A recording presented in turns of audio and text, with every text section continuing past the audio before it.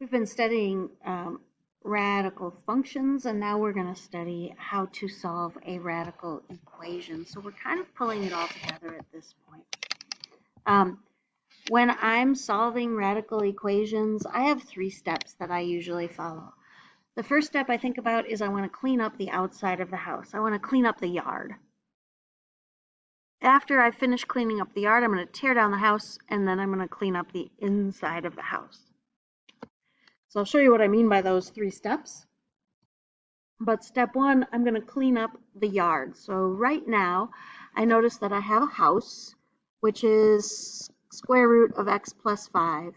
And then kicking around outside the house, I have a negative 1. So I'm going to clean up the yard by adding 1 to both sides of the equation.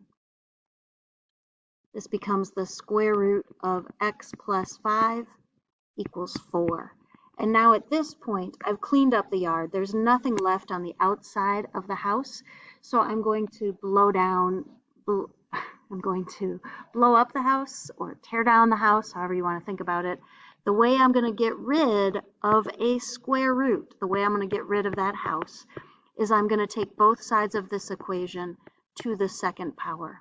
So I'm taking 4 to the second power and also the square root of x plus 5 to the second power. So this becomes just x plus 5.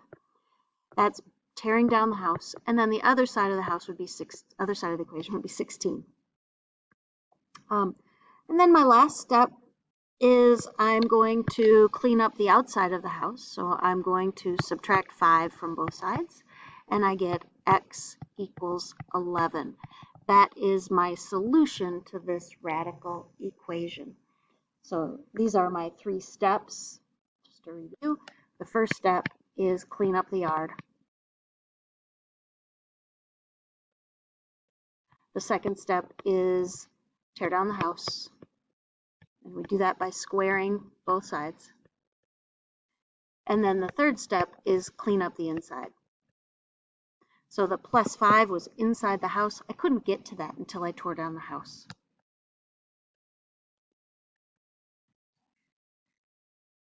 All right. We can check our answer by graphing our equations and looking to see where they cross. We did this work. We got that x is equal to 11. And we notice when we graph y equals 3 and we graph y equals the square root of x plus 5 minus 1, we graph those 2 functions. They do cross at x equals 11. So that's how we could check it with a graph. We could also graph on a graphing calculator, but in this case, I gave you the graph. All right. This is a radical equation, but it's a cube root. So the only thing that's different is that when I tear down the house, I do it in a slightly different way. First, I'm going to clean up the yard. I notice that I have a plus 2 outside of the house, so I'm going to subtract 2 from both sides. This becomes the cube root of x equals 2. And then in order to tear down a cube root house, we're going to raise both sides to the third power. So I'm going to take this to the third power to undo the cube root. And when I do that, I get x is equal to 8. And there was nothing inside the house to clean up, so I'm actually already done with this one. If I've done the math to figure out that the answer is 8, another way to check my solution is with substitution. So I can go back to my original equation and I can say, well, I'm checking that original equation, but I'm checking to see if 8 makes that original equation true. So I'm plugging 8 into the original equation for x. The cube root of 8 is 2, so I get 2 plus 2 is equal to 4, and that is true. So since that is true, x equals 8 is a really good solution. It works out. Extraneous solution sometimes happens with radical equations, and it looks like a solution. It's an apparent solution, and even though it looks like a solution, it is not a solution to the original equation. So we need to make sure that we are careful that we check our answers when we have radical equations. So here's an example. We want to identify the extraneous solutions to this problem. First of all, I noticed that the outside of the house is already cleaned up. I just have a house on this side of the equal sign, so I'm in good shape. I'm going to blow up the house or tear down the house. This is a square root, so I'm going to tear down the house by squaring both sides of the equation. The left side of the equation is going to just be 3x minus 2 because that just tears down the house.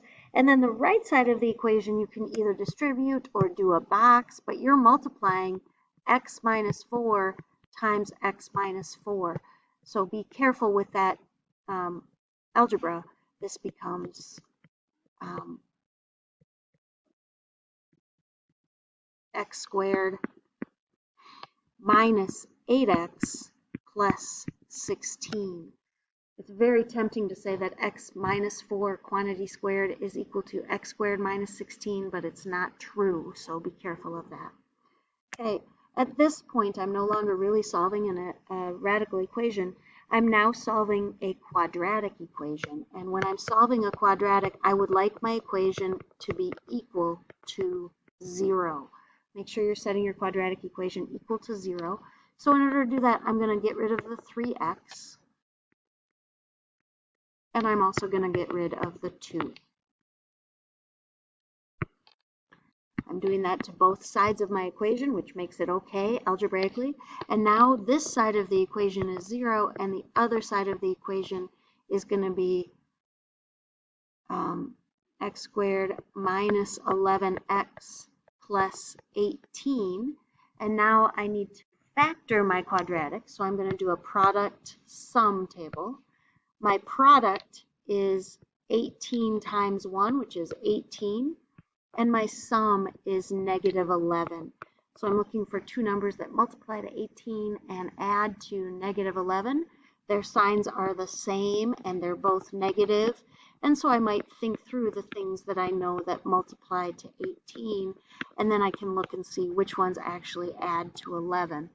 So this becomes x minus 2 times x minus 9, and I now have two solutions that I think look pretty good.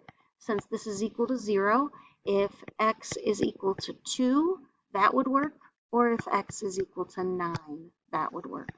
So those are my two possible solutions, and as I'm checking those two solutions, I go back to my original equation. When I'm on my original equation, I'm going to check, first I'll check x equals 2. The original equation is the square root of 3x minus 2 is equal to x minus 4, and I'm checking to see if 2 works. So I'm plugging in x equals 2. When I do that, I get the square root of 6 minus 4. Oh, nope, I don't. I get the square root of 6 minus 2. Got ahead of myself. And then I get 2 minus 4. This side of the equation is the square root of 4. The other side of the equation is negative 2, and that's not true. The square root of 4 is only positive 2.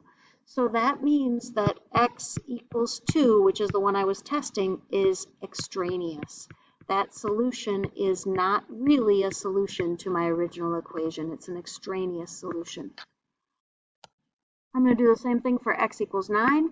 My original equation is 3 times x minus 2 is equal to x minus 4, and I'm going to plug 9 into that. If I plug 9 in, I get square root of 27 minus 2 is equal to 9 minus 4. 27 minus 2 is 25. Square root of 25 is equal to 5. Oh yeah, that's good. That worked. Oh. That's good. I'm going to draw a sad face. Oh, that works beautifully. Square root of 25 is 5, so that's good. So that means that x equals 9 is a solution. It's not extraneous, it's an actual solution. Right? So your job after this lesson is you should be able to solve a radical equation with one radical, and you should be able to check for extraneous solutions. Thank you.